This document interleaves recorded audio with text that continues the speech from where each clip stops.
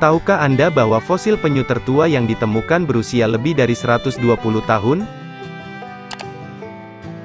Penyu ada selama jutaan tahun dan sangat penting untuk ekosistem tertentu. Mereka dapat ditemukan di semua lokasi yang berbeda di seluruh dunia, tetapi kebanyakan di negara yang memiliki iklim tropis. Sayangnya mereka menjadi spesies yang terancam punah karena perubahan lingkungan dan iklim cuaca yang dihadapi planet kita. Berikut ini adalah 9 fakta yang memuaskan tentang penyu yang harus kita ketahui. Ketujuh spesies penyu tersebut adalah, penyu hijau Chelonia midas, penyu temprayan Caretta caretta, penyu kempes Lepidochelis kempi, penyu pukat Lepidochelis olivacea, penyu sisik Eretmochelis imbricata, penyu pipih Natator depressus, dan penyu belimbing Dermochelis coriacea. Penyu belimbing hanya dapat ditemukan di pantai timur dan barat Amerika Serikat, serta di Hawaii, Puerto Rico dan Kepulauan Virgin saja. Namun penyu pipih hanya dapat ditemukan di lepas pantai Australia dan Papua Nugini. Dan penyu sisik, penyu tempayan dan penyu hijau hanya dapat ditemukan di Samudra Atlantik, Pasifik, dan Hindia.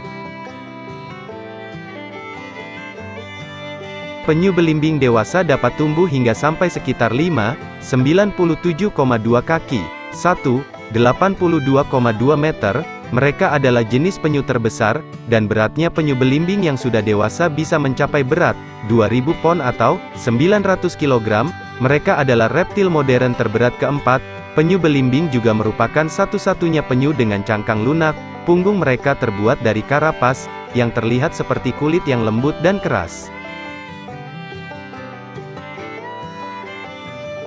Bagian penting dari beberapa ekosistem adalah makanan penyu. Mereka terutama memakan lamun, yang mendorong dan merangsang pertumbuhan tanaman. Ada sangat sedikit makhluk laut yang memakan lamun. Manatee adalah satu-satunya makhluk yang memakannya. Padang lamun adalah area penting untuk perkembangbiakan dan perkembangan banyak makhluk laut, jadi sangat penting area ini berkembang. Dengan penyu yang rutin merumput, memastikan tempat tidur sehat yang lebat tetap terjaga sebagai habitat makhluk lain untuk berkembang biak, dan juga perlu kalian ketahui penyu yang berbeda jenis memakan hal yang berbeda juga. Misalnya, penyu belimbing penyu yang satu ini akan memakan ubur-ubur, dan penyu sisik dia juga memakan bunga karang laut. Jenis kelamin penyu ditentukan oleh suhu. Seekor penyu yang menetas bersantai di pantai ketika telur penyu diletakkan di sarangnya, itu bukan jantan atau betina. Tidak seperti kebanyakan spesies hewan lain di mana jenis kelamin ditentukan pada saat pembuahan. Suhu lingkungan bersarang adalah faktor penentu dalam jenis kelamin penyu. Jika suhu di atas 82-84 derajat Fahrenheit, 28-29 derajat Celcius, keturunannya akan lahir sebagai betina. Jika suhu lebih rendah, penyu yang lahir akan berjenis jantan. Para ilmuwan telah menemukan korelasi di pasir yang lebih hangat, semakin tinggi jumlah anak yang menetas adalah betina.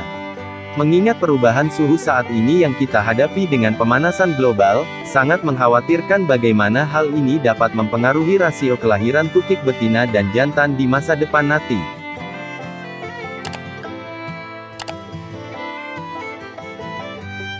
Tahukah kamu kalau dulu penyu pernah disembah?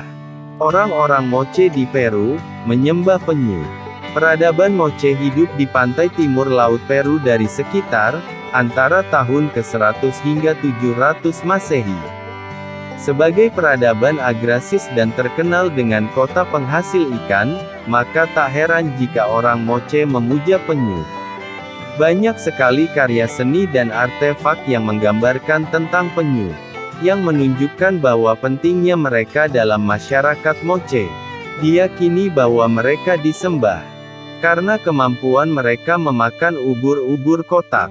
Sengatan ubur-ubur kotak bisa berakibat fatal bagi manusia, jadi semakin banyak penyu memakan ubur-ubur kotak, semakin rendah risiko orang yang disengatnya, karena populasinya semakin berkurang, karena terus-menerus dikonsumsi atau dimakan ubur-ubur.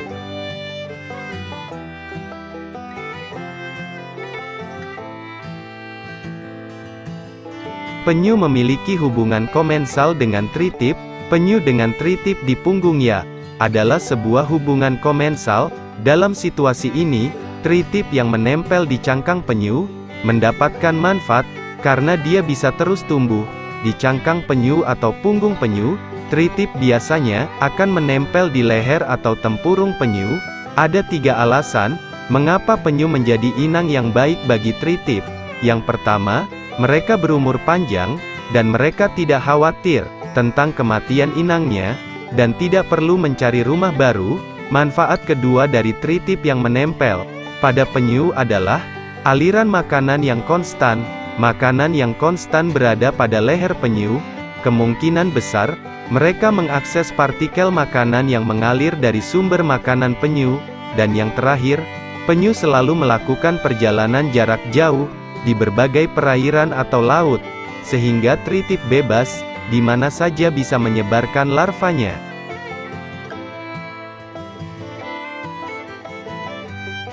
Tur penyu adalah suatu keharusan di Costa Rica. Penyu besar bersantai di tepi laut. Beberapa negara seperti Costa Rica telah mengalihkan pariwisata mereka untuk fokus pada penyu. Disebut ekowisata, mengunjungi proyek konservasi penyu saat berlibur telah menjadi populer. Tortuguero, Costa Rica dianggap sebagai tempat kelahiran konsep ini. Mereka menolak wisata daging dan cangkang untuk konservasi dan ekowisata. Perusahaan konservasi Karibia membantu penduduk setempat mendirikan kawasan perlindungan bagi penyu, di mana wisatawan dapat menyaksikan penyu bertelur dan menetas dengan pemandu lokal, tidak hanya menciptakan tempat berlindung yang aman saja bagi penyu sepanjang 22 mil 35 km tetapi juga menciptakan industri yang berkelanjutan bagi penduduk setempat. Penyu tertua berusia 120 juta tahun. Penemuan fosil dan kerangka tertua penyu, menyampaikan bahwa mereka pernah hidup berdampingan dengan dinosaurus. Penyu merupakan salah satu dari sedikit reptil, yang masih hidup lebih lama dibandingkan dinosaurus, karena mereka masih hidup sampai sekarang. Namun, spesies penyu tertentu yang ditemukan di Villa de Leyva, negara Kolombia, sekarang sudah punah. Kerangka penyu Desmatocelis padillae digali pada sekitaran tahun 2007 oleh sang pakar paleontologi Mary Luz Parra dan saudara-saudaranya. Kerangka penyu tersebut berasal dari periode Kapur, di antara 145,5 juta dan 65,5 juta tahun yang lalu. Penyu dapat hidup sekitar 50-100 tahun. Yang paling pendek umurnya dibandingkan penyu-penyu lain adalah penyu sisik. Penyu sisik memiliki rata-rata umur 30-50 tahun. Penyu hijau memiliki umur terpanjang dengan rata-rata umur sekitar 80 tahun, tetapi terkadang bisa hidup hingga 100 tahun lamanya. Kebanyakan penyu membutuhkan waktu 15-50 tahun untuk dewasa dan bisa berkembang biak. Pada tahun 2019, salah satu penyu tertua yang masih hidup bernama Myrtle. Dia adalah penyu hijau yang hidup dan tinggal di akuarium Chapechot dan telah tinggal di sana selama lebih dari 45 tahun lamanya. Dilihat dari cangkangnya, diperkirakan berusia sekitar 90 tahun pada tahun 2019.